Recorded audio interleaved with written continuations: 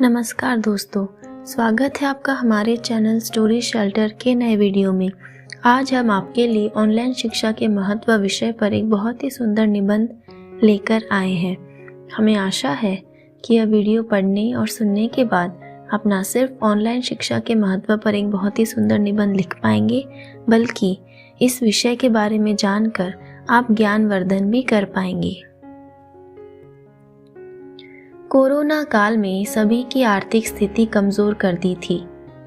आय के स्रोत के बंद हो जाने की वजह से कई लोगों को अपनी नौकरी से हाथ धोना पड़ा। ऐसे में वह गरीब परिवार के लोग जो मजदूरी करके अपने बच्चों को स्कूल भेजते थे, उनके सामने इस बात का संकट खड़ा हो गया कि अपने बच्चों को स्कूल कैसे भेजें। देश भर में लॉकडाउन की वजह से सब कुछ ठप हो गया। ऐसे में शिक्षा के क्षेत्र में नवाचार का प्रयोग करते हुए भारतीय स्कूलों में ऑनलाइन शिक्षा का प्रचार प्रसार करना शुरू किया गया।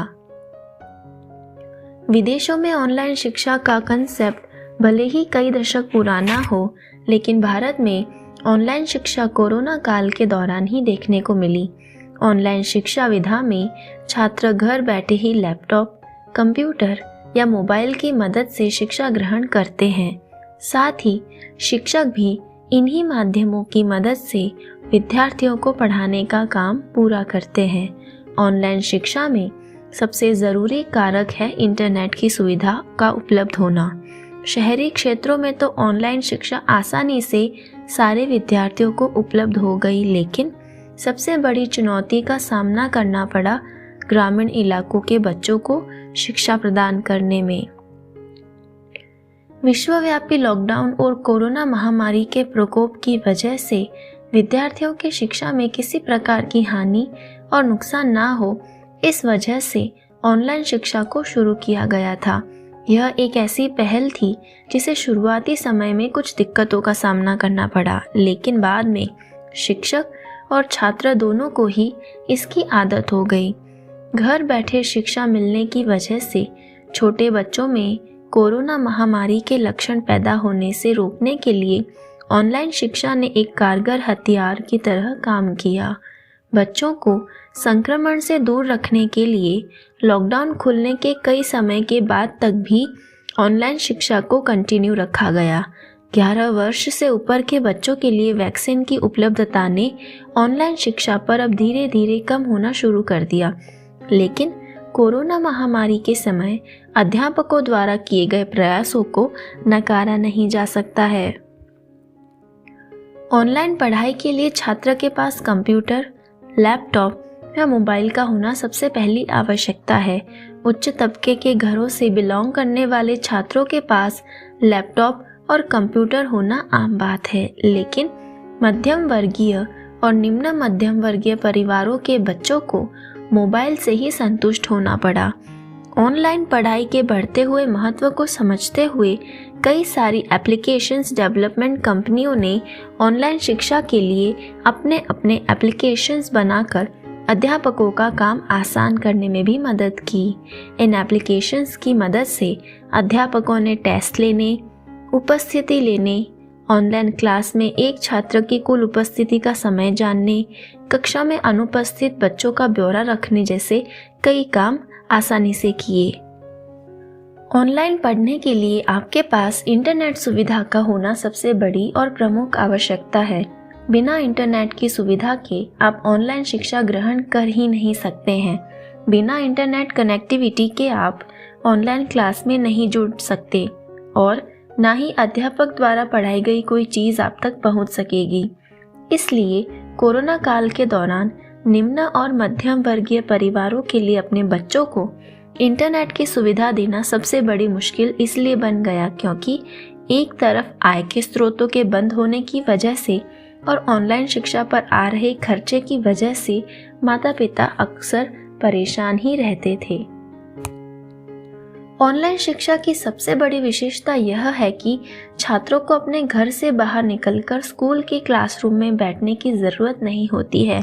इसमें छात्र अपने फ़ोन की मदद से ही सभी विषयों की पढ़ाई कर पाने में सक्षम होता है।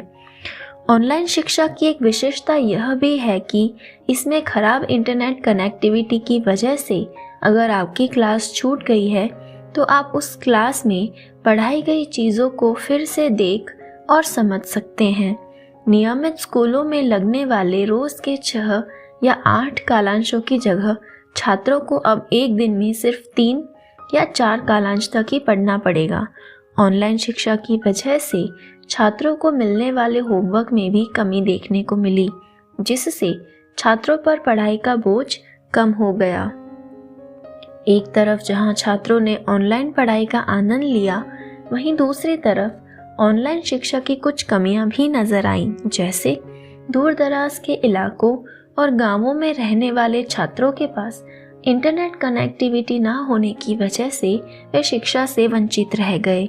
गांवों में अधिकांश परिवारों के गरीब होने की वजह से वे अपने बच्चों को या तो स्मार्टफोन उपलब्ध नहीं करवा पाए या इंटरनेट का भारी खर्चा वहन कर पाने में भी असमर्थ हो गए। स्लो इंटरनेट के कनेक्शन की वजह से छात्रों को बार बार ऑनलाइन क्लास ज्वाइन करने में दिक्कतों का सामना करना पड़ा, जिससे उनकी पढ़ाई में रुकावट आई। ऑनलाइन कक्षा में छात्र अध्यापक संवादों की कमी आई और छात्रों के आकलन करने में शिक्षकों को दिक्कतों का सामना करना पड़ा। ऑनलाइन शिक्षा की वजह से शिक्षकों का काम बहुत ज़्यादा बढ़ गया और शिक्षकों के मासिक वेतन में अधिकतर जगहों पर कटौती की गई। ऑनलाइन शिक्षा की वजह से परीक्षाएं लेना और टेस्ट लेने में दिक्कतों का सामना करना पड़ा, क्योंकि ऑनलाइन कक्षा में कई सारे विद्यार्थी चीटिंग करने में सफल हो जाते थे। ऑनलाइन कक्षाओं की वजह से माता पिता पर इंटरनेट के खर्च का बोझ बढ़ गया, जिसकी वजह से उनकी आर्थिक स्थिति में भी गिरावट देखने को मिली।